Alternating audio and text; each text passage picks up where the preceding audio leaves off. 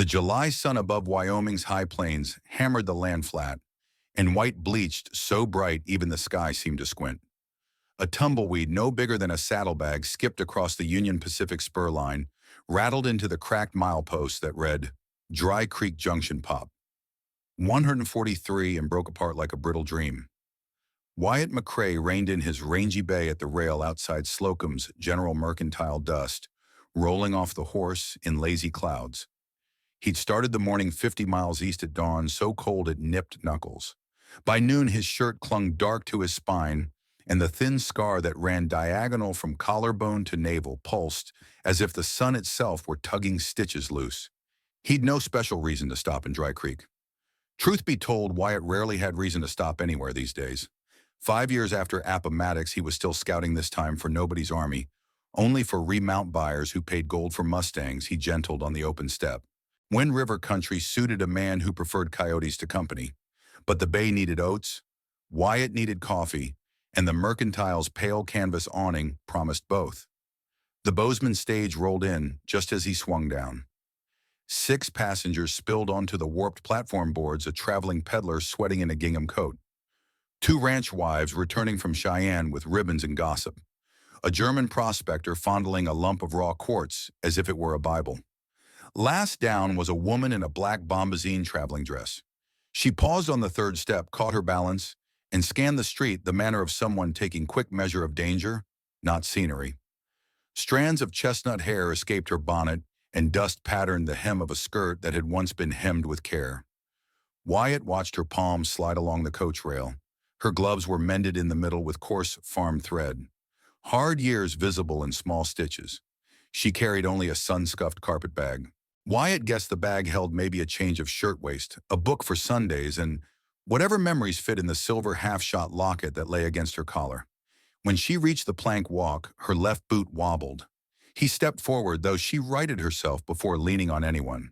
He offered his tin canteen anyway. Cold as it gets past noon, he said. Help yourself.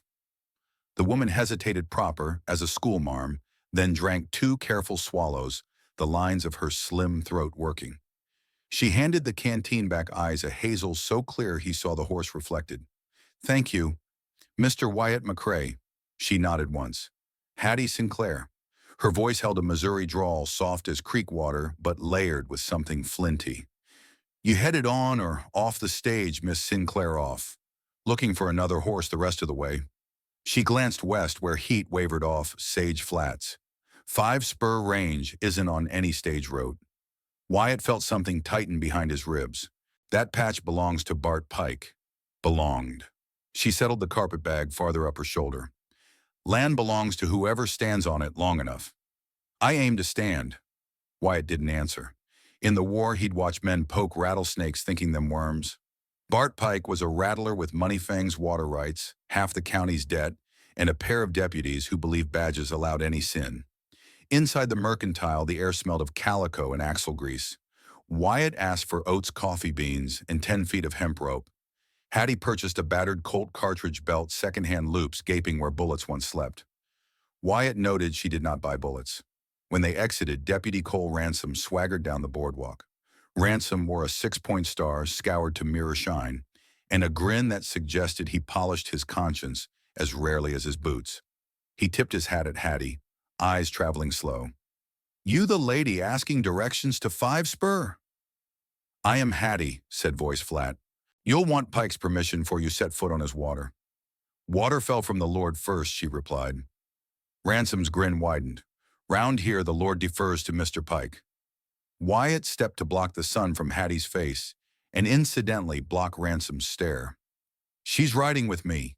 Problem Ransom thumbed the edge of his badge. No law against a man taking charge of strays. Just don't lose her out among the buffalo grass. He strolled off spurs, jingling goodbye. Wyatt faced Hattie. That badge buys trouble by the yard. She adjusted her bonnet. I've met trouble. Yours smells less sour than his. Heat swallowed the street. A distant thunder mutter rolled over the mountains.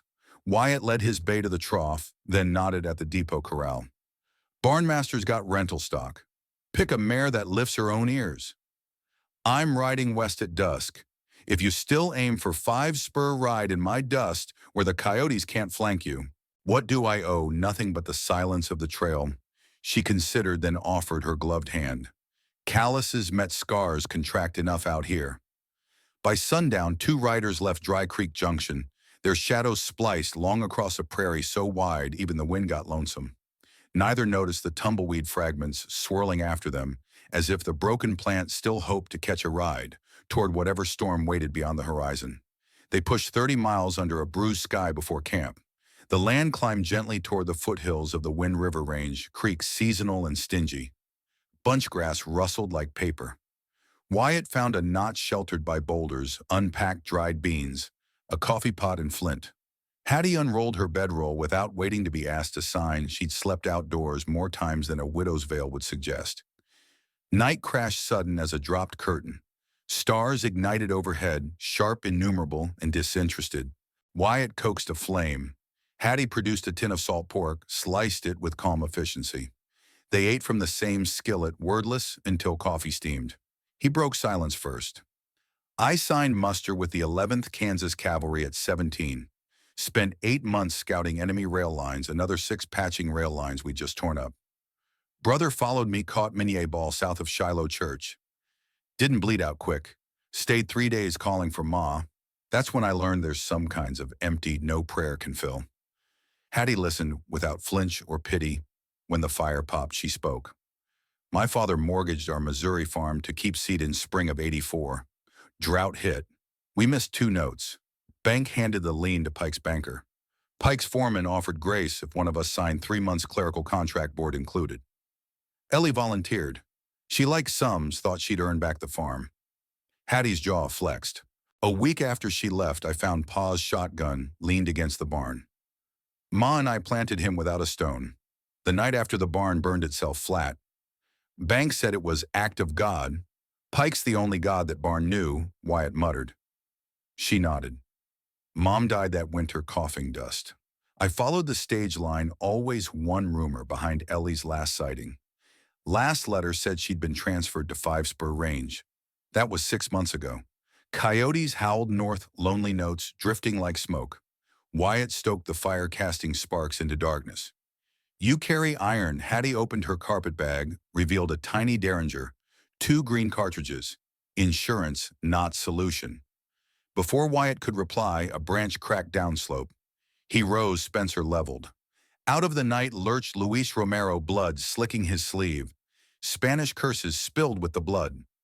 Wyatt hustled him into firelight. The wound was a graze, but deep enough to paint his shirt crimson. 5-spur riders took the wagon, Luis gasped. Medicine for Sister Emily. They kill my cousin. Hattie fetched water, ripped her slip for bandaged hands steady as a medic. Wyatt pressed cloth to the wound, offered whiskey for pain. Luis shook, swallowed. Which way they ride Dead Buffalo Ridge, he said, pointing, west voice cracking. That ridge lay exactly between them and 5-spur. Wyatt tied off the bandage. Rest till dawn. We'll fetch your medicine if you think your cousin still breathes. Luis clutched Wyatt's vest. They leave him to die. Wagon matters less than life. Then we bring both. Hattie stoked the fire, gaze flaring like embers. Let's ride before they dig his grave. Thunder grumbled over the Wind River peaks as if the sky sympathized. The plan was reckless. It was also necessary. Wyatt poured ground coffee into Luis's palm, closed his fingers around it. Stay brew, keep that arm high. If sun breaks and we ain't back, ride the mule to Sister Emily. Hattie loaded the 2 Derringer rounds. Wyatt counted 20 cartridges for the Spencer. Enough or not, they mounted and disappeared into moon-washed sage, following a blood-snap trail toward Dead Buffalo Ridge, and whatever wicked campfire glowed on the far side. Moonlight glazed Dead Buffalo Ridge in raw silver, turning every knob of basalt into the humped back of some ancient beast. Wind slithered through greasewood and whispered against Wyatt McCrae's collar like a voice warning him to turn around. He tugged his hat, low-signaled halt with 2 fingers, and slid from the bay's saddle. Hoofbeats carried. Even the horses seemed to tiptoe as Hattie Sinclair followed suit, easing down from her rented sorrel. They'd tracked the wagon wheel grooves by lantern glow until the lantern grew too dangerous, then by the merest press of steel against earth. Wyatt reading dents in dirt the way a preacher reads scripture. At last a filament of orange pulsed against the eastern face of the ridge. A campfire. Close. Hattie squinted along the slope. Looks like 3, maybe 4 silhouettes, she breathed. Her words curled vapor in the 10-degree night-proof summer had no hold once altitude rose. You see a sentry? Nothing past those rocks, either lazy or drunk. Or overconfident, Wyatt muttered. Welcome advantage all the same.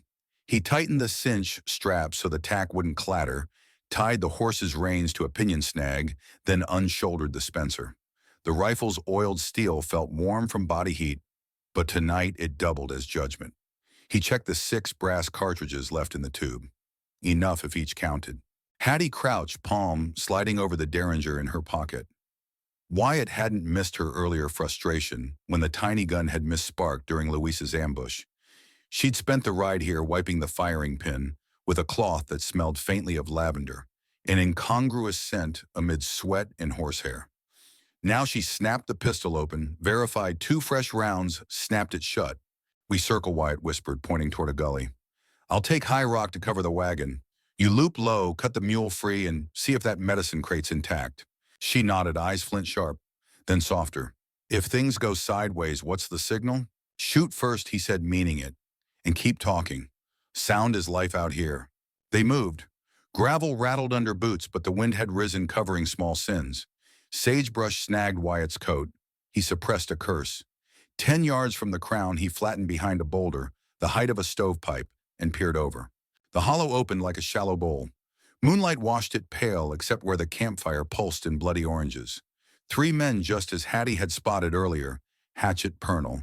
Cole Ransom and a third Wyatt didn't know, but cataloged by habit, slim shoulders, patchy beard, likely quick on the draw, yet slower on brains. Hatchet Purnell, nickname earned by using one on a farmhand, twirled an empty quinine vial before tossing it in the air, wagering whether it'd explode or bounce. The bearded drifter caught the vial mid-arc, chugged whiskey, and laughed dry sound like corn husks rubbing. Cole Ransom leaned against the wagon wheel, boots stretched toward fire shotgun across his thighs. The mule stood head down, rope, twist-tied to a stake. No sentry, arrogance shining brighter than their fire. Wyatt settled the Spencer into the crook of his shoulder and exhaled.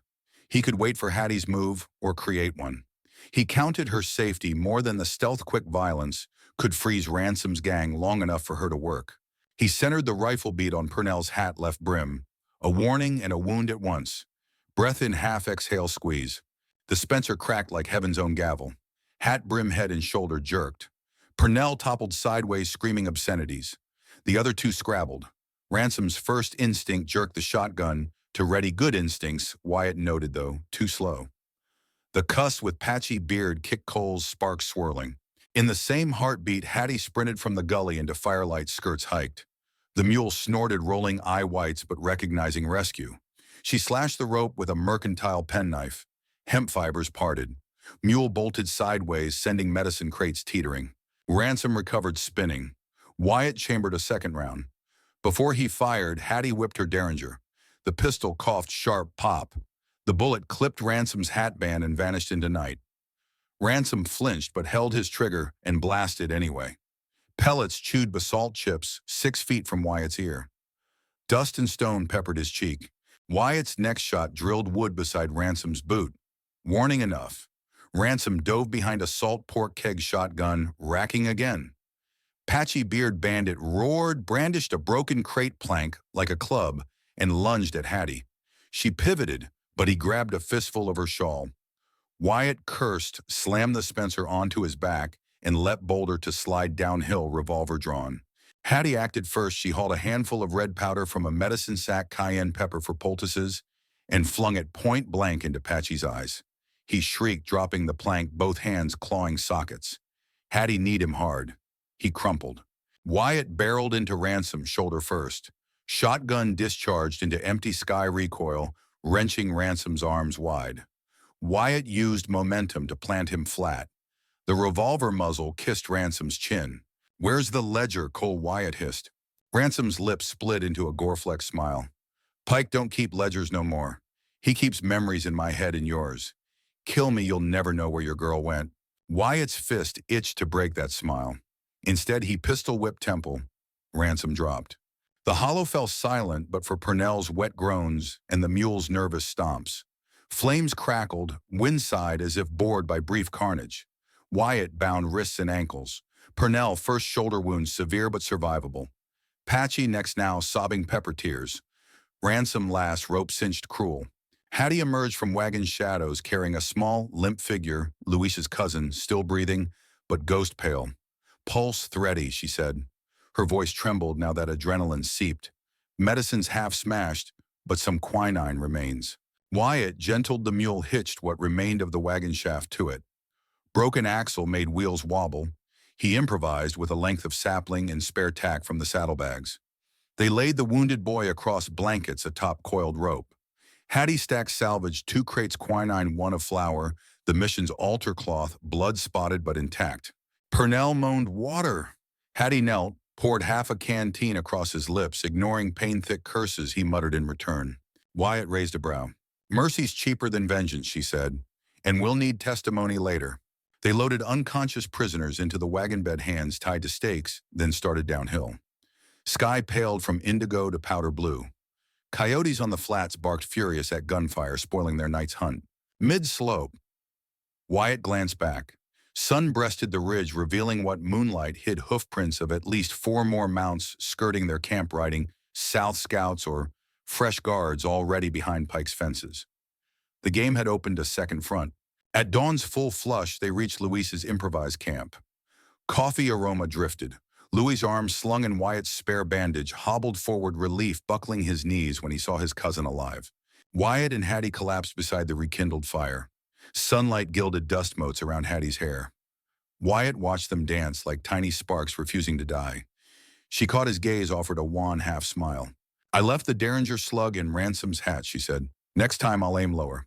"You bought us time," Wyatt replied. "Time's blood out here. You did fine." A rust-colored sunrise smeared the sky, prophecy of heat and trouble to come. Yet for one long breath, with coffee bitter on tongues and wounded kin alive, the world felt briefly balanced. Wyatt broke the hush. "Pike'll guess which trail we took. We pushed for 5 Spur at nightfall, 1 step ahead." Hattie nodded, fingers brushing a coil of rope. "Forward then, till every mile owes us safe passage." Wyatt offered calloused palm. She laid her hand in his grip, firm promise exchanged without ceremony. Around them the ridge still smoldered with gunpowder ghosts, but in the hollow's heart a new oath crackled louder. No sun, no tyrant, no bullet would finish what they'd begun under this rifle-flare moon. The sun rode high and mean when Wyatt McCrae and Hattie Sinclair crested the last rise above Sister Emily's Dry Creek mission. From this knoll the compound looked small, a clapboard infirmary, a livery barn of hand-hewn pine, 2 dormitory shacks fenced by sagging pickets. Yet smoke drifted benign from the kitchen stovepipe, and children's shrieks, laughter for once, fluttered on the wind. It made the nightmare of Dead Buffalo Ridge seem 3 counties away. Luis Romero galloped ahead, cousin propped against him, an exhausted grin splitting his dust-caked face.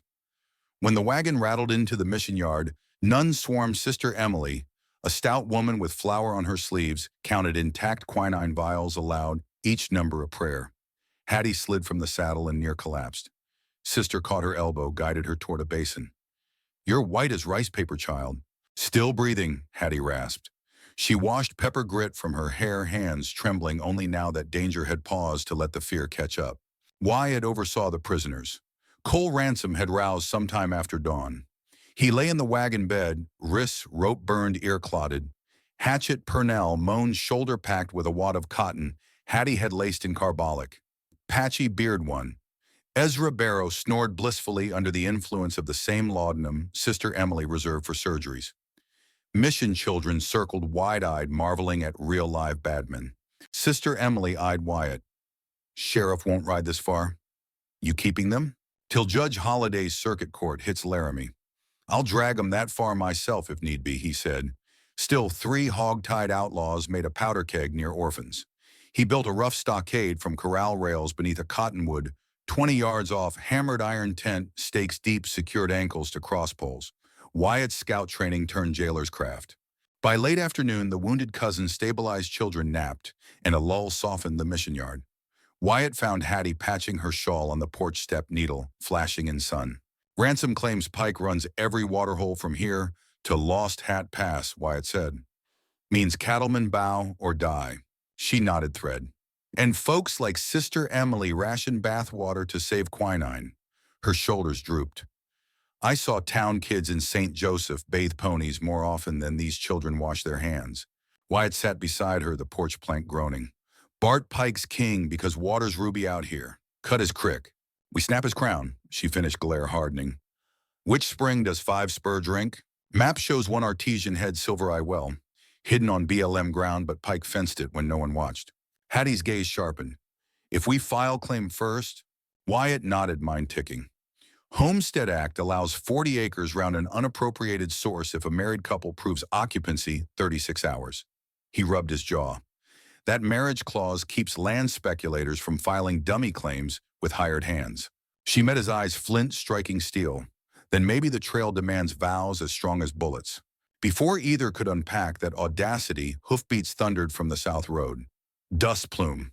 Wyatt grabbed the Spencer. Hattie rose, Derringer loaded. Sister Emily hustled children inside. 4 riders stormed into view, Pike's saddle vaqueros, by their black bandanas. The leader, a thick-necked brute named Sam Ox Dugan, reined sharp at the Cottonwood jail, studied the prisoners with bovine dismay. Ransom, you goat, Pike's got supper guests expects you. Guard the north pens, not nap in a nun yard. Ransom spat, blood brown. Ox unrope us, we'll finish the job. Wyatt stepped from the porch, shadow rifle aimed. That rope stays. You sir head back and tell Mr. Pike these men answer to Judge Holliday, not cattle tyrants. Ox squinted. Name stranger, McCrae. Recognition flickered. Stories of a Union scout who slit telegraph lines had lingered long in barroom lore. Ox's jaw corded. Pike won't like you stealing his property. These men ain't property, Wyatt shot back. They're testimony. Ox's eyes chilled. He lifted 2 fingers. The rear rider hauled a kerosene can from his saddle. Another drew a flaming brand from a saddle forge pot. Wyatt's gut bottomed. Hattie run those kids. But she was already shooing orphans into the dormitory. Ox dangled the can, grinning. You choose, McCrae, untie Pike's men, or watch your barn cook. Those horses inside feed the mission, Wyatt yelled. Then pray hard. Ox hurled the can. Kerosene splashed barn planks. The brand followed blooming flame across oil-soaked wood. Horses screamed. Smoke shot up like hell's banner. Wyatt aimed to fell Ox, but one of the other riders swept in, pistol cracking. Wyatt jerked behind a rain barrel, splinters grazing his cheek. Orphans wailed. Sister Emily shrieked from inside. Hattie burst from the dormitory door, clutching a bucket brigade rope, each child gripping knotted intervals, 4 per side, little feet pounding. She drilled them in fire drill during noon recess. Wyatt didn't know until now. She shoved the line toward the well, pull water run. Wyatt sprinted across open yard, bullets whining past. He vaulted the corral, wrenched the barn door. Heat slapped, smoke belched. 2 Mustangs reared inside tiny stalls. He cut lead ropes, slapped rumps, coughing wood ash. The horses barreled out the rear gate. Outside the mission's cast iron dinner bell clanged. Hattie stood on a rain barrel mallet, ringing Morse fury. Ox's crew hesitated. Noise drew Dry Creek townsfolk off and armed. Ox cursed, fired a wild round at the bell. Clamor only swelled. Smoke columns signaled miles. Wyatt leveraged the pause. He snapped rifle to shoulder, shot the rider with the forged torch, not fatal, but shoulder drop. Second trigger pull, another rider's hat flew. Return fire scattered, none steady enough. Ox assessed risk, more witnesses, fewer bullets. He spat dust. This ain't over, McCrae. Spurs clanged, horses wheeled. Pike's envoy thundered south, leaving flame-licking roof beams. Bucket Brigade arrived, 4 nuns, 8 older children, Luis clutching a baler with his good arm. They formed a line. Wyatt and Hattie hauled bucket after bucket, soaking the barn eaves. Heat seared eyebrows, but after 20 minutes, the fire retreated to sullen hisses. Roof-charred walls blackened, yet frame remained. Ash coated Hattie's cheeks like war paint. She sagged against Wyatt, cough rattling her chest. He steadied her shoulders. Your drill saved them. Buckets save barns, she wheezed. We still owe them lumber. Sister Emily sank onto a trough, sweat rivering. Pike's vengeance reaches holy ground. I fear next time he burns more than boards. Hattie met Wyatt's eyes, the marriage plan forging silently between them like red iron. Midnight strategy. That night, mission yards slept uneasy. Horses snorted, children whimpered into quilts, smelling of smoke. Helmet of stars wheeled overhead. Wyatt sat on an overturned crate by the Cottonwood jail. Spencer across his knees, lantern, casting tired light. Hattie paced, skirts hem singed. Judge Holliday gavelled down in Laramie 6 days, Wyatt said. We can't guard these prisoners and save the well both. We use them, Hattie replied. March Ransom and Purnell into Laramie escort for Sister Emily's wagon. Luis drives. You and I ride north to Laramie first with deed paperwork. Her voice thinned as husband and wife. Wyatt swallowed dust and doubt. He'd thought of marriage only as a scar he'd never earn. But strategy left no room for bachelor nerves. A preacher in Dry Creek sleeps behind the chapel. License costs $2. Clerk opens at dawn. Then we dress, wounds leave before the ashes cool. She squared shoulders, murder-tired yet unbowed. Wyatt rose, lantern flickers warping both shadows into a single dark silhouette. This vow buys land, maybe saves lives. But a vow's still a vow. You sure? She searched his face scars, stubble, soot, and found no deceit. Reckon a man who runs into fire for horses won't sell me short. A weary smile crept. Besides, Pike will choke on the word Mrs. McCrae. Thunderheads backlit the far hills. Wyatt tipped an imaginary hat. Then tomorrow, Mrs. McCrae, we ride to Laramie and serve Mr. Pike paper hotter than any fire he's lit. They clasped forearms, a soldier's grip, sealing a partner's pact, and turned toward a horizon bruised indigo where railroad whistles cried distant lonely notes. Dawn would find them forging rings of law around a tyrant's throat, but for this sliver of night the mission's well water tasted sweeter than any champagne. First light draped Dry Creek Junction in peach and gunmetal, softening ash-scarred barn boards and turning spent cartridge casings into tiny coins of copper across the mission yard. Wyatt McCrae tightened the cinches on 2 fresh horses Sister Emily had pressed upon them, an iron-jawed dun for himself, a nimble roan mare for Hattie. Their hoofbeats would need wings. In the chapel behind the mercantile, Reverend Elias Croft finished lacing his collar as the bell tolled exactly 6. Hattie Sinclair walked the narrow aisle with deliberate calm, though Wyatt saw the scorch along her skirt hem and the bruise blooming on her forearm where Patchy Barrow had yanked her shawl.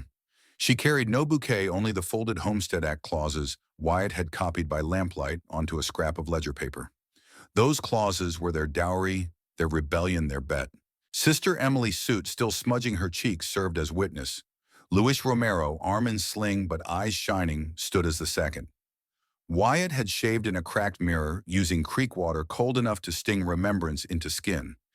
Hattie had rebraided her hair, tucking the silver locket, a half photo of Ellie, into its coils. $2 for the license lay on the Bible's flyleaf. Reverend Croft cleared his throat. Marriage, whether forged for affection or for duty, is a covenant under God. He studied their soot-lined faces but raised no objection. He'd buried enough scores to know when living souls hired hope as strategy. Repeat after me. Wyatt's voice came steady, surprising him. Hattie's came steadier, surprising no one. Rings were a pair of brass cartridge casings that Sister Emily had polished to shine. Each slid onto the other's finger with faint grease smell and promise that even violent things could carry vow. When Croft pronounced them man and wife, Hattie exhaled like a rider who'd topped a summit only to spot the next ridge. Wyatt met her eyes, not quite smiling. They signed the license, Reverend Croft's pen, sputtering ink that bled into paper like roots. Sister and Luis added shaky witnesses and the marriage became ink truth. Outside they mounted. Sister Emily pressed a canvas satchel to Hattie evidence, bundles, testimonies, barn ash samples, even the pepper-stained plank Wyatt had pried from Barrow's grasp. Judge Holliday won't ignore this, the nun said. Ride fast, dear heart. Ride straight, Sister Hattie answered. She kissed the woman's brow, then wheeled the roan. Wyatt spurred the dun. They thundered west out of Dry Creek as the sun burned a path ahead. The Laramie Dash, 75 miles, stood between them and Laramie's territorial land office. Sage Flats coulees, 100 badger holes, and the Rattlesnake Fork's late spring flood. They rode hard, trading reins every hour, Wyatt pushing pace. Hattie setting compass bearings. Cloud shadows chased them, promising afternoon storms. Behind columns of dust hinted at pursuers, although no rider closed a rifle range. At midday, they reached a telegraph shack. Wyatt slipped $1 beneath the operator's ledger and dictated Judge Holliday McCrae party, En route Laramie to file Homestead Silvereye. Well stop Bart Pike prisoners for trial. Stop issue writ hold claim office. Open past 4. Stop. The operator clicked keys, eyebrows arched. Trouble rode the lines faster than horses. They skirted the swollen Rattlesnake Fork via a beaver-felled log jam hooves slipping on slick bark. Hattie's mare nicked a foreleg, but pushed onward after a splash of whiskey on the cut and a whispered prayer. Wyatt's dun lost one shoe he hammered a spare keg on with a rock while Hattie scanned ridgelines. Twice they saw hawks. Once Wyatt saw what he thought was Ransom's black bandana crest a rise, but it vanished like mirage. Wind carried the smell of creosote rain as they crested Elkhorn Mesa. 20 miles remained. Storm clouds boiled behind them, thunder rolling like artillery. Hattie leaned low over the mare's neck wedding band, glinting each time lightning flickered. "The storm wants first filing rights too," she yelled, rain needling her cheeks. "Let it chase," Wyatt shouted back. Laramie. At 3:47 p.m., 13 minutes before closing, Wyatt and Hattie clattered into Laramie's main street. Horses heaved foam. Lightning stabbed the far ridge. The territorial courthouse dome shone dull pewter under stormlight. They dismounted on a full run, sprinted through puddles toward the Land and Improvements office, a red brick square that smelled of mildew and manifest destiny. Inside, a clerk with gold spectacles glanced up, fountain pen poised. "Cutoffs in 10 folks." Wyatt slammed the rolled survey and marriage license on the counter. "Joint claim unappropriated artesian head, known as Silvereye Well. 40 acres under Homestead Act of '65 and subsequent amendments." Hattie unfurled Father Emily's notarized map, bold X, marking the spring coordinates. She added the mission affidavits. The clerk's pen scratched. "Fee $4 for filing one, for certifying duplicate." Wyatt fished gold dust. Hattie added 2 silver eagles. Pen scratched on. The door banged open. Mud-spattered boots stomped hardwood. Bart Pike himself filled the threshold, coat plastered to a barrel chest, storm rage sparking his eyes. On his flank stood ox-duggan hat brim, missing half its curve from last night's scuffle, and a lean lawyer in a rain-soaked frock, squinting beneath wireframe spectacles. "Hold that pen," Pike commanded, voice rough as iron wheels. "These 2 thieves filed under false pretense." The clerk glanced at Wyatt, then Pike. "Sir, claims are public. Any contest proceeds through Judge Holliday's docket." "My contest is live," Pike snarled. His lawyer unfurled a telegram, ink still damp. "Temporary restraining order, governor's seal barring homestead claims within 20 miles of 5 Spur for pending railroad survey." Hattie's stomach dropped. Wyatt refused to flinch. The clerk read, brow creasing. Pike stepped closer, rainwater dripping off his hat brim onto Wyatt's boot. "You burn barns, you bleed boys, now you buy time," Wyatt growled. Pike hissed a grin. "Money speaks quicker than pity." Hattie slapped a packet onto the counter, Sister Emily's evidence stack. "Affidavit of arson, attempted murder, theft, and illegal water toll," she told the clerk. "Judge Holliday's circuit arrives dawn. A criminal indictment voids restraining orders executed to shield wrongdoing." Pike's lawyer blanched, finding his telegram suddenly flimsier. The clerk cleared his throat. "By statute, criminal allegations supersede provisional surveys. If credible, I must record the homestead pending judicial review." Wyatt leaned over, voice steady. "Credibility rides up the street." He gestured out the rain-blurred window, where a cavalry detachment escorted a barred wagon inside Ransom Purnell, and barrow-hunched chains echoing. Judge Cyrus Holliday rode at its head, gray beard streaming like a battle pennant. Telegraph lines had carried Wyatt's plea well. Pike's jaw twitched. He reached for Hattie's map. In a flash of fury, Ox Duggan lifted a Colt. Wyatt's Spencer muzzle met Duggan's chest an instant later. Clerk yelped, pen frozen. Judge Holliday strode in raindrops on his shoulders. "Put the iron down, son," he told Ox. The giant hesitated. Holliday's cavalry sergeant cocked a Spencer. Ox holstered, scowling. Holliday surveyed the room, Wyatt's mud. Hattie's burn marks, Pike's dripping coat, clerk's quivering pen. Then he lifted the affidavit bundle, fanning pages. "Arson at a mission. Shooting minors. Attempted murder." "Mr. Pike, these are weighty."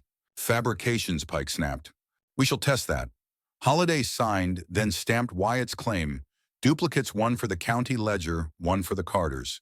The thud of the seal rang like gavel strike. "Homestead filing stands pending trial.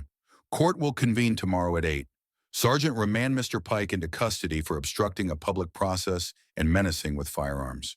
Cuffs clicked before Pike's protest fully formed. Ox started forward. 3 rifles shifted. He froze shackled moments later. Hattie exhaled only when the deputies frog-marched Pike and his lieutenant into the storm. Wyatt squeezed her hand. Brass shell ring warm despite rain. Clerk handed them the stamped deed wax still soft. "Congratulations, Mr. and Mrs. McCrae," he said, voice shaky but sincere. "Silver Eye, well as yours so far." Thunder cracked. Wyatt tucked the parchment inside his coat. Hattie stood taller despite soaked skirts and iron silhouette against courthouse gaslight. Outside, townspeople pressed under awnings, whispering rumors. Ranch King arrested a barn burner, jailed a new couple staking land against God's own storm. Wyatt helped Hattie onto the roan. He swung atop the dun. Rain hammered but felt more cleansing than cold. Laramie's bell tower rang 4 times. 36 hours of occupation still lay ahead, but the first battle paper knot powder was won. Pike's shout echoed from the jail wagon, yet its fury washed harmless in the downpour. Water at last seemed to favor those who dared claim it for the thirsty. Wyatt leaned close to Hattie's ear. "You all right, Mrs. McCrae?" She smiled, tired, victorious. "Let's guard our well, Mr. McCrae." They heeled the horses into the sheets of rain deed, beating Wyatt's heart through his coat, and behind them the courthouse seal dried solid like a brand no cattle king could sear off. Silver Eye Well lay 20 miles northeast of Laramie, tucked in a rocky cup fringed by greasewood and wind-gnarled limber pines. At sunrise, the basin shimmered with rain puddles. By noon, those puddles dried to white rings of alkali. Only the artesian eye 3 feet across, water so clear you could count the gold flecks in the gravel, kept the hollow breathing. Wyatt, McCrae, and Hattie rode in ahead of the cavalry escort, hauling Bart Pike and Ox Duggan to jail. Judge Holliday's parting words still rang, 36 hours, Mr. and Mrs. Once you've proved residence, no injunction can uproot you. The clock had started the moment Holliday's seal bit the deed, 4:15 p.m. They wasted none of it. Wyatt sank twin cedar posts and nailed a plank that read, McCrae Homestead, 40 acres claimed under Public Law 183, trespass at peril of the court. The clerk had confirmed that figure, while Pike fumed in cuffs.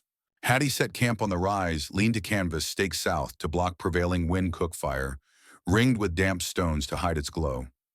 She boiled coffee, poured a tin cup for Wyatt, then started measuring rifle lines in the dust arcs of fire that crossed every approach. "Expect company?" he asked. "Pike's behind bars," she said, "but his money still rides." She tapped the Spencer's receiver. "This fire's farther than his reach." They walked the boundary together, planting rag-scrap flags every 50 yards so night wouldn't trick them past their own claim. Wyatt counted footfalls, memorizing terrain, the shale gorge to east, a boulder hump. Locals called Sleepy Ox, a lone cottonwood on the south rim, perfect sniper perch, if it weren't full of magpies. By dusk, the wind fell unnervingly still. Crickets started, then hushed. Coyotes howled beyond range, long keening ululations, like a broken fiddle string. Hattie ladled beans. Wyatt ate standing, gaze sweeping. At 10 p.m., clouds swallowed the moon. Blackness so thick even the well's mirror water lost its gleam. Wyatt banked the fire to embers. They took shifts, Hattie first. Wyatt rolled in his blanket hat, brim over eyes, but senses prickling. He slipped toward sleep, counting seconds between wind gusts. A snap jolted him upright, cottonwood limb under weight, not weather. Hattie knelt behind the basalt outcrop rifle already shouldered. She motioned one finger, one intruder. Wyatt crawled to the next rock, unslung the shotgun he'd taken off Ox Duggan. In the trench of darkness, he made out a silhouette atop Sleepy Ox boulder, crouched sliding a long barrel across stone. Whiskey lamp wick glowed as the stranger sheltered a match to light it, cowardly brightness in infinite black. "Hold," Wyatt whispered. Hattie's cheek rested on Spencer stock. She waited until that lamp flared full and squeezed. Rifle thunder shattered the night. Lamp burst sparks. The silhouette reared, staggered, tumbled down the boulder belly with a meat thump. Saddle horse shrilled, bolted into sage. Silence, then hoofbeats retreating. Hattie reloaded by feel. Wyatt sprinted, found the gunman, gasping, a young ranch hand, maybe 19, hat brim shot clean away. Scalp nicked, eyes wide with shock, more than pain. He still clutched a Sharp's carbine. Wyatt kicked it aside, rolled him face down, rope quick with saddle string. "Who paid?" Wyatt hissed. The kid shivered. Not Pike. His foreman, Clint Hershaw. Said jailed spit pike back soon enough, meanwhile we scare off you squatters. We're homesteaders, Wyatt corrected, tightening knots. Scaring failed. He dragged the boy to the claim post, lashed him upright where any further raiders would see. That rock back there, Wyatt growled low, called Sleepy Ox, but the rifle that dropped you wide awake. Storm of sand and lead 2 a.m. brought wind again, hot, dry, full of hominy dust from the flats. It keened across bottle-brush grass like steel on bone. Wyatt shifted to first watch Hattie, dozed cold across her chest. Dust cloud loomed from the west, no lightning this time, just churned dirt. Wyatt woke her with a touch. 4 riders materialized, scarves over mouths, lantern-hooded. Hershaw himself rode point identifiable by the horse, a pale-maned buckskin with jagged blaze. Wyatt waited until they'd closed to 30 yards into Spencer reach and fired a warning over their heads. Hershaw gave a hand signal. The group fanned into staggered line carbines rising. No talk, just practiced malice. Hattie's second shot took a carbine clean from one rider's grasp, wood splinter curse lost in wind. Wyatt's shotgun roared. Pellets peppered another's leg. Horses milled. Hershaw spurred flank, charging the lean-to to trample it. Wyatt dashed, blade flashing, slashed at the buckskin's bridle. The animal reared Hershaw, thrown sideways. He rolled Drew revolver, but Hattie was on him, Colt steady. Drop it, Clint. He sneered, thumbed back the hammer. Wind whipped her braid across her face. She didn't blink. She fired. Bullet clipped his gun hand. Weapon spun into dirt. Hershaw howled, blood spurting. 2 remaining raiders broke galloping east. Wyatt dropped one with a slug to saddle cantle horse, bucked rider gone. The last vanished into night. Dust settled. Hershaw knelt, clutching shredded fingers. Water, he begged. Shut those hands and maybe you'll hold a cup tomorrow, Hattie snapped. She cuffed him to the claim post beside the younger gunman. Wyatt herded buckskin into a makeshift pen. They checked watches, 3:10 a.m., 19 hours left. Dawn siege. At first light, Wyatt found 3 more riders perched at long rifle distance on the south rim. Snipers, but the wind howled crosswise, spoiling aim. They lobbed 2 desperate shots. Bullets kicked dust 20 yards shy. Wyatt, using the high ground ledge, returned with deliberately near misses. Snipers withdrew rather than risk lung shot. Noon came blister hot. Wyatt and Hattie swigged precious well-water ration jerky. The claimed prisoners begged shade. They received Wyatt's old hat thrown over their bound heads, nothing more. 3:45 p.m., 35 and a half hours, the horizon shimmered with cavalry dust. Judge Holliday's escort loomed Gaydon snapping. Wyatt's shoulders unlocked tension he hadn't known he carried. At 4:16 p.m., the clock tipped 48. Seal of the Spring Sergeant, Miles dismounted, surveyed wreckage, shell casing, 2 wounded prisoners, bullet-pocked rocks. Looks like you hosted Sabbath service. Congregation thin but lively, Wyatt said, grin hinting exhaustion.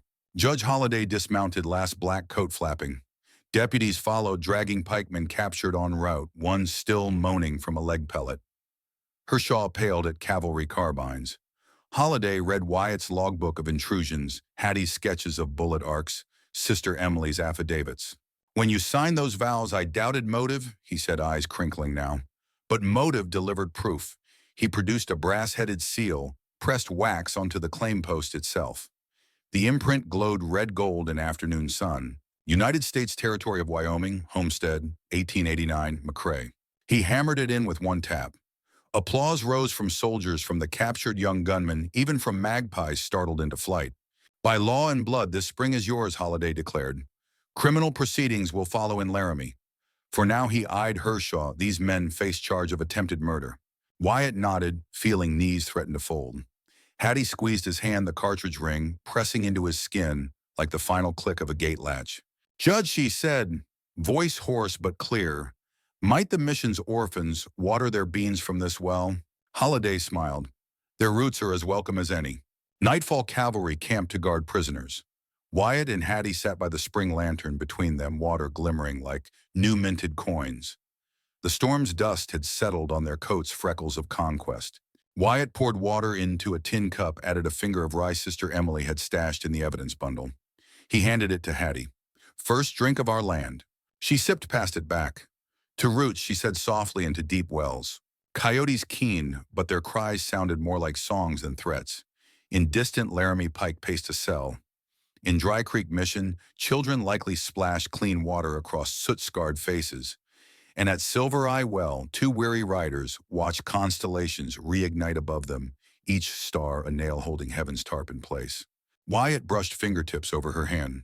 "Mrs. McCrae," he said, marveling, the title felt natural already. "You held that colt like you were born with it." She leaned against his shoulder. "Fear steadies as well as whiskey if you swallow it right." They laughed soft, astonished at surviving. Tomorrow carpenters would arrive. Soldiers would drag felons to trial. But tonight belonged to hush and heartbeat and the scent of sage dampened by redemption. 36 hours had forged more than a deed. It had forged a frontier family anchored by a spring too stubborn to surrender and a marriage too honest to regret. Sunrise painted Silver Eye Well gold and primrose. A cavalry bugle echoed off the limber pine hills call to break camp. Wyatt McCrae rolled his blanket muscles humming with bruises not yet purple. When he turned, he found Hattie already mounted, surveying the basin, as if carving it into memory claim, sign wax still gleaming, tent flaps snapping, cavalry cook fire trailing blue smoke. Her chin lifted, eyes clear. "Storms behind, fences ahead," she said. "Fences we can build in daylight," Wyatt answered, vaulting into the dun saddle. Judge Holliday and his detachment formed a moving courtroom. Pike Ox, Duggan, Clint Hershaw, and three lesser gun hands rattled in a barred wagon. The young ranch boy Hattie had shot clean hat off, rode separately under light guard. He'd flipped witness overnight, terrified by Hershaw's threats, but more terrified of hanging alongside him. Wyatt and Hattie rode flank. At noon they reached Dry Creek Mission, where Sister Emily and the children lined the lane waving homespun flags, their own thank you celebration. Buckets rose from the well brimming, clear water splashed and sparkled on small astonished faces. Hattie dismounted long enough to hug Sister Promise Lumber for a new barn and gather Luis Romero to testify. Luis climbed aboard the escort wagon Rosary, clutched but spine straight. By late afternoon, the column rolled under Laramie's sandstone arch. Word had galloped ahead. Pike the Water Baron arrested streets buzzed with miners, ranchers, and rail hands eager for spectacle. Territorial Courthouse, July 2nd, 1889. The main chamber smelled of pine polish and damp wool. Storms still brewed over the snowy range. Judge Holliday black robes traded for crisp linen gavel, oiled fresh, called the docket, precisely 2. Wyatt, in shirt-washed, river-cold, sat with Hattie at the plaintiff table. An attorney from Cheyenne volunteered pro bono, more from love of publicity than altruism. He mostly kept quiet while Wyatt and Hattie stacked evidence bundles. The state of Wyoming Territory versus Bartholomew Pike et al. Charges: arson, attempted murder, conspiracy, water extortion, kidnapping. Count 1, arson of a mission barn. Sister Emily testified, first voice, trembling only when describing flames devouring roof stalls. Luis displayed his bullet scar mention of stolen quinine, drawing mutters of outrage from the gallery. Count 2, attempted murder at Silver Eye Well. Hattie described the night raid, the marksmanship that saved Wyatt. Her calm recital, "I fired once, struck the lantern.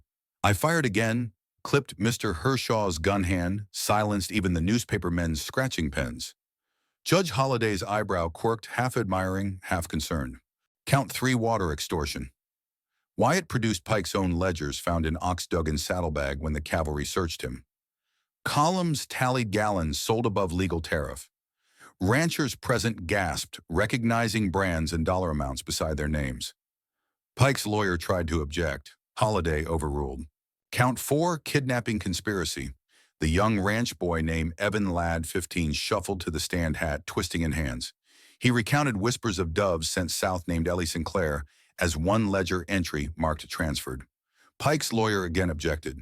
Holliday permitted under hearsay exception due to a missing person warrant filed months earlier in Missouri. Hershaw tried swagger, claiming self-defense. The gallery laughed when Holliday asked how a midnight raid on sleeping homesteaders equaled self-defense. Closing arguments ended near dusk. The jury retired. Most expected a long deliberation, but 20 minutes later they filed in faces set like iron horseshoes. Verdict: guilty on all counts. Sentencing postponed 48 hours pending marshal transfer to Cheyenne Territorial Prison. Pike glared at Wyatt and Hattie, lips mouthing promises the shackles belied. Hershaw avoided everyone's gaze, hands still bandaged. Ox Duggan's expression suggested relief. Prison might be safer than Pike's wrath. Outside, the sky turned copper. The crowd surged around Wyatt and Hattie ranchers, pumping Wyatt's hand mothers, clasping Hattie's shoulders. A miner shoved $2 silver at them. "For your schoolhouse seed, ma'am." Newspapers snapped flash powder photographs. Water couple defeats cattle king. Frontier fiesta. That night, Laramie's notorious Whiskey Row hosted an impromptu jubilee. Fiddlers scraped jigs on tavern verandas. Cavalry troopers danced with nuns until everyone's toes were as sore as their gun hands. Wyatt sipped ginger beer whiskey, could wait until bruises faded, and watched Hattie laugh beside Sister Emily Firelight, gilding her braid. Near midnight, a stage messenger elbowed through the revelry, shouting "Wire for Mrs. Hattie McCrae." Hattie snatched the envelope, thumb trembling at the Missouri postmark. Inside Ellie's spidery script. "Sister Pike's men sold me north to a Dakota brothel, but I fled east by rail. A kind conductor bought my ticket.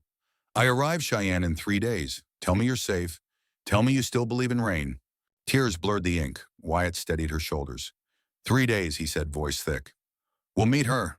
Returned to the well dawn after the verdict, they rode for Silver Eye, accompanied by 5 volunteers. Ranch wives, miners, in Luis to start a cabin and dig an irrigation run. Creek rock chimney, first then cedar walls. Hammer blows echoed across the basin like a new church bell. Ox teams dragged sawed pine for fence rails. Children from the mission arrived with seed potatoes to plant in the tilled strip where greasewood once ruled. Wyatt found satisfaction in linseed-oiled wood and straight plumb lines, a piece very unlike the discipline of a soldier.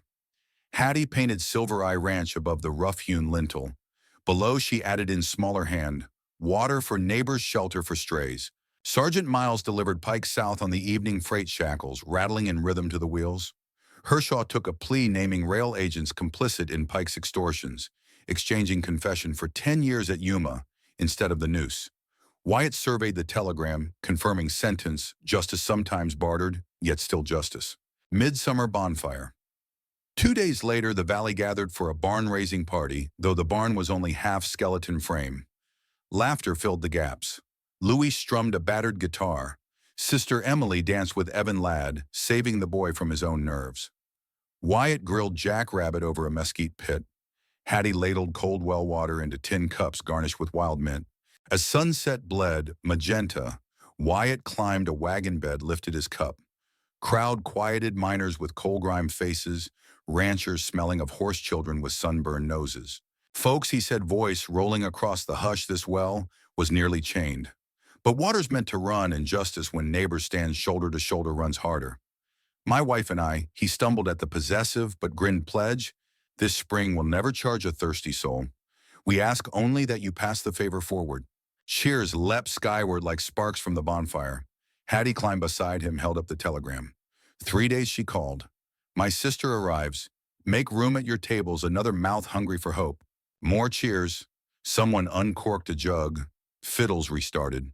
Wyatt stepped down, heart hammering, not with gunfire, but with the gravity of chosen roots. He felt Hattie slip her hand into his.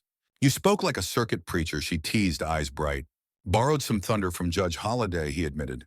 "But the promise was my own." She leaned, kissed his smoke-salted cheek. "Tomorrow we mark Cabin Joyce," she whispered. "Next week, maybe a school desk. Next year, rows of apples," he added, looking toward the distant ridge.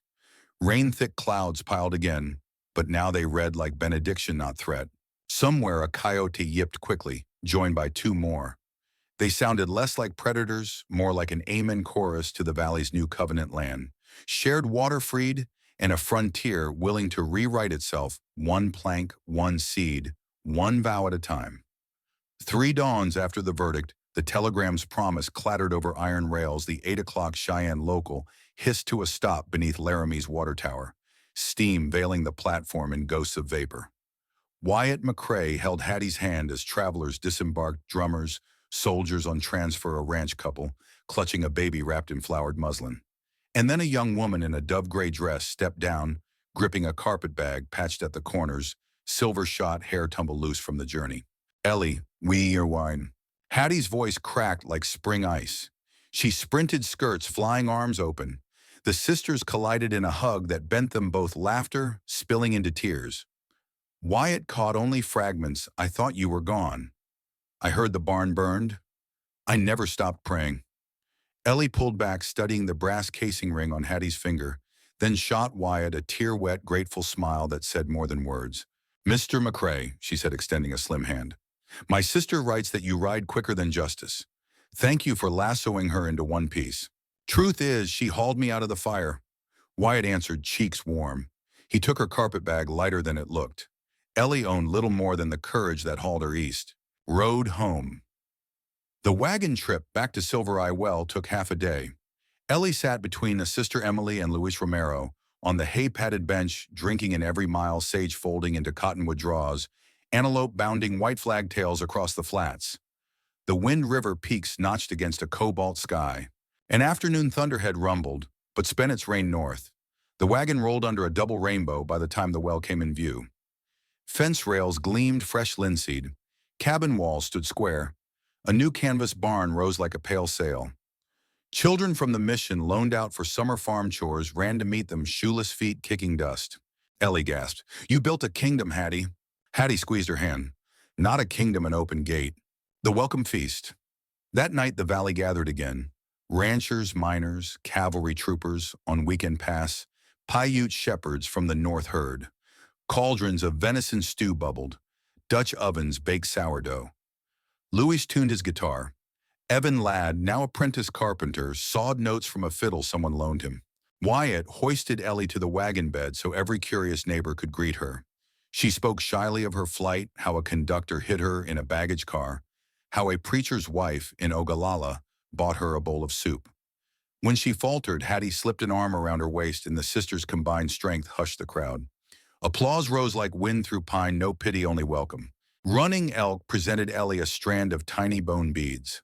For a woman who outran the teeth of the wolf, he said solemn. She bowed, tears catching bead highlights as the sun slid behind Sleepy Ox Rim. Harvest of firsts, summer galloped. In July, Wyatt and Hattie planted late corn beans, twining up willow poles, tomatoes saved from the mission hoop house. Ellie, who had taught figures to packing house boys in Kansas City, chalked letters on a board nailed to the cabin wall. By mid-August, 6 children could spell WATER and HOP. Luis and Evan finished roofing the barn. Paiute shepherds taught everyone to weave willow water basins, so each seedling got its fair sip. The cottonwood snipers once used became an impromptu swing rope seat, knotted by Wyatt launch pads squealed over by every child within 3 miles. Pike's names vanished from conversation, replaced by talk of canal lengths and apple scion trades. His Cheyenne trial ended with 20 years federal. Hershaw shipped to Yuma. Ox and the young ranch boy began sentences hauling rock for the new territorial road. Ellie forgave the boy, in a letter that returned with his thanks and a promise to do better. In September, the first corn tassels yellowed. A day before harvest, clouds massed, bruised and roiling, the kind of sky that once meant barns burned and bullets flew. This time it broke into fat, straightforward rain. The well gushed fresher for it, and the ground drank like a foal at first milk. Full moon dance near equinox. The community hosted a harvest frolic moon, so bright lanterns stayed unlit. Wyatt and Hattie wore clothes still smelling of linseed and rain. Ellie pinned wild asters in her hair. Sister Emily traded habit for gingham, shocking her orphans into giggles. Fiddle, guitar, harmonica wove reels so fast the moon seemed to spin.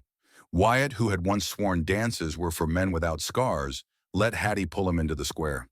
When he twirled her under the silver light brass ring, glinting spectators cheered louder than the music. During the break, a newsman from Cheyenne pressed for the secret of their victory. Hattie pointed toward the well where moonlight silvered ripples. There's the secret, she said. Water has memory. Treat it cruel, it runs away. Treat it kind, it calls folks home. The newsman scribbled, nodding slow. Wyatt climbed the porch steps, cleared his throat. Neighbors, he called, next spring, will graft apple rootstock, any who help dig. Get a sapling. Fall after that, the first pressings on the house. Laughter and claps. A ranch wife shouted, in school lessons. Ellie raised her hand, cheeks flushing. Blackboard's ready. Just mind the goats lingering near the door. More claps, future pinned like laundry in the breeze. Night wind covenant. After musicians packed instruments and fires shrank to coals, Wyatt and Hattie slipped away. They walked the irrigation channel water, murmuring through sluice gates like far-off applause, until they reached the hill where their fence met open prairie. Grass whispered under a gentle wind. "We've traded bullets for bean rows," Wyatt said, leaning on the post he'd split himself. "Beans taste sweeter," Hattie replied, sliding her hand along the rough cedar as though feeling its heartbeat. A coyote yipped beyond the fence line. Wyatt smiled. "Even our critics sound friendlier these days."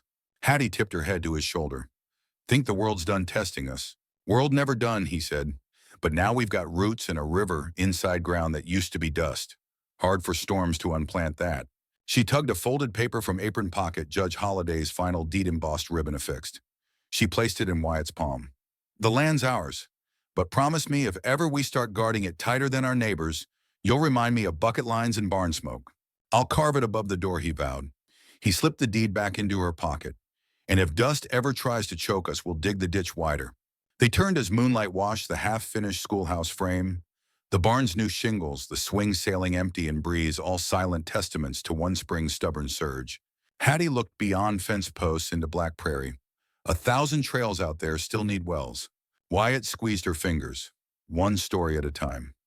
He faced the night and, half-joking, half-preacher, raised his voice to whatever distant riders might be listening.